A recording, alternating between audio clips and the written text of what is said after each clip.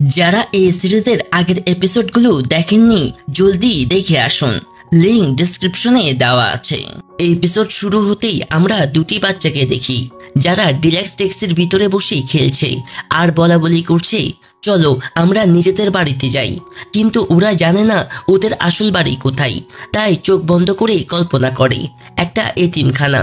আর সেখানে এসেছে আমাদের রেইনবো ট্যাক্সির টিম, সঙ্গে আছে মারিয়া, যে সিজন 1-এ প্রথম এপিসোডের প্রথম ক্লায়েন্ট ছিল। হঠাৎ প্রচন্ড গতিতে একটা গাড়ি ঢুকে সাঞ্চুল বলে ওঠে, ডগি তো এভাবে গাড়ি চালাই না। আসলে গাড়ি চালাচ্ছিল গন। মারিয়া সবাইকে সি ফুড গিফট করে। টিম বলে, যেটা আগের বার দিয়েছো সেটা এখনো বেঁচে আছে। মারিয়া হেসে বলে, এটা সিজনের প্রথম ফুড, তোমরা খেয়ে নাও। সবাই মিলে খাওয়া দাওয়া করে।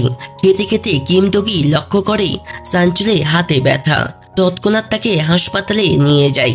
সেখানে গং বলে, তুমি জেনে শুনে এটা করো, আগে থেকেই জানো যে ব্যথা হবে, তবু হাসপাতালে যাও না কেন?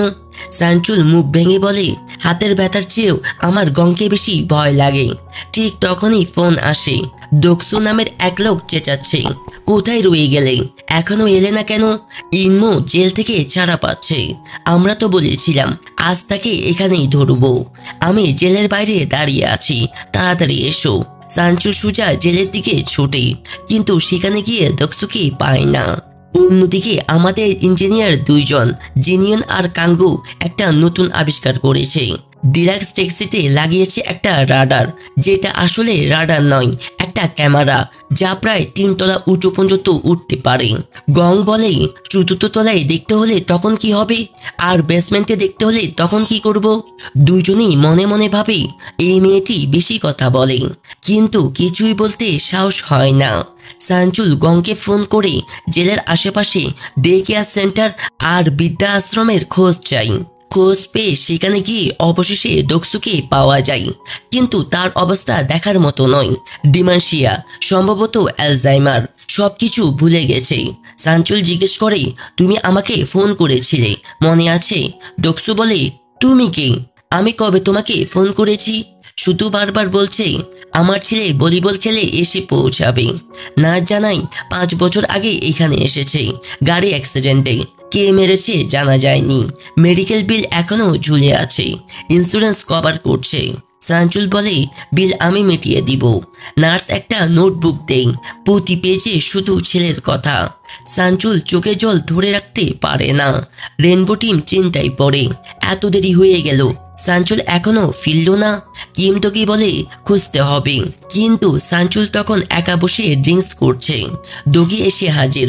তুমি জানলে কি করে আমি এখানে? ডগি বলে, দেখেছি, যখন তোমার টেনশন হয় তুমি এখানে আসো। পিছনে বাকি 3 জনও চলে আসে।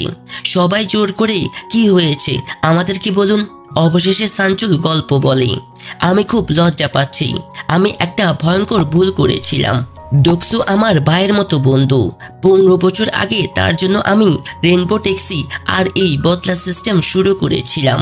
15 বছর আগে একটা ধর্ষণ মামলার শুনানি চলছে, অপরাধীকে মাত্র কয়েক মাসের জেল। সাঞ্চুল ভাবছে আইন কিভাবে গরিবদেরকে বাঁচাতে ব্যর্থ হয়। ঠিক তখন দেখে ডোকসুকি, তার ছেলেকে মেরে ফেলা হয়েছে বলে সে দাবি করছে, কিন্তু বিপক্ষের উকিল বলে, প্রমাণ কই? ডোকসু চেঁচাই, তোমরা আমাকে প্রমাণ জোগাড় করতে দিয়েছিলে নাকি? শুধু ভয় দেখিয়েছো, মামলা করব, এটা করব, ওটা করব। শুনানিতে অপরাধীকে মাত্র 5 মাসের জেল। ডোকসু বলে, মানুষ মারার জন্য 5 মাসের জেল মাত্র? এটা কি মস্কারি? সবাই হাসে, কারণ মামলাটা খুনের নয়, মারামারির। সাঞ্চুল দূরে থেকে দেখছিল।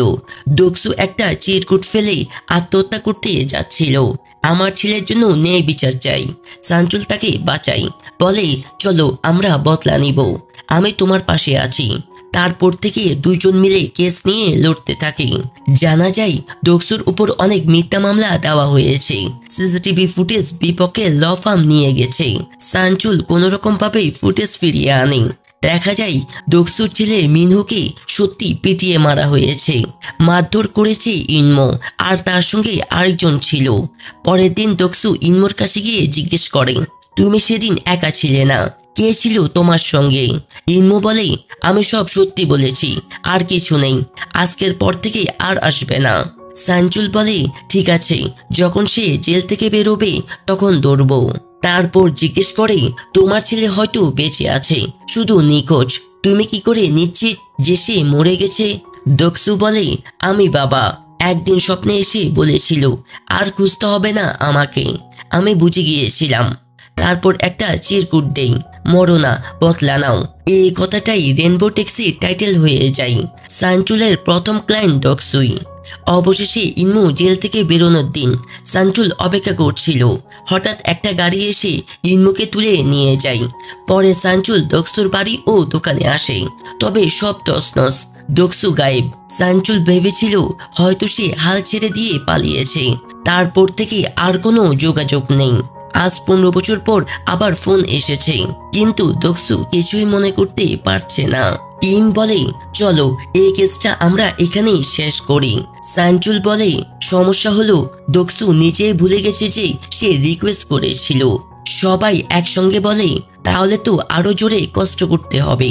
তার সব স্মৃতি মুছে যাওয়ার আগে কেসটা সলভ করতে হবে। বাড়ি ফিরে 15 বছরের পুরনো কাগজপত্র উল্টে পাল্টে রিসার্চ শুরু। এদিকে দোকসু হাসপাতালে ঘুম থেকে উঠে নিজের দোকানকে কল্পনা করে। একটা চিরকুট দেখে, তাড়াতাড়ি বাইরে এসো। বেরোতেই রাস্তায় নামে, অ্যাক্সিডেন্ট হতেই যাচ্ছিল, সানচুল বাঁচাই। বোঝা যায় তার স্মৃতি খুব দ্রুত হারাচ্ছে, হয়তো পুরোপুরি চলে যাবে, কথাও বলতে পারবে না। তদন্তে জানা যায় মিনো আর ইমো ক্লাসমেট ও ভলিবল টিমমেট ছিল।